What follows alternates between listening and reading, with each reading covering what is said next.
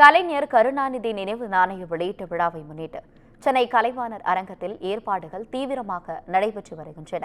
மறைந்த முன்னாள் முதலமைச்சர் கலைஞர் கருணாநிதியின் நூற்றாண்டு விழாவை திமுகவினர் கோலாகலமாக கொண்டாடி வருகின்றனர். அதன் ஒரு பகுதியாக கலைஞர் உருவம் பொறித்த 100 ரூபாய் நாணய வெளியீட்டு விழா சென்னை கலைவாணர் அரங்கத்தில் இன்று மாலை நடைபெறுகிறது. இதில் மத்திய பாதுகாப்புத்துறை அமைச்சர் ராஜ்நாத் சிங் கலந்து கொண்டு கலைஞர் நினைவு நாணயத்தை வெளியிட்டு ஆற்றுகிறார்.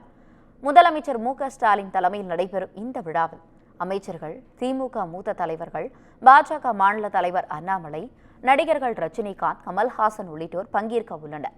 இந்நிலையில் கலைவாணர் அரங்கத்தில் விழாவிற்கான ஏற்பாடுகள் பிரம்மாண்டமாக நடைபெற்று வருகிறது.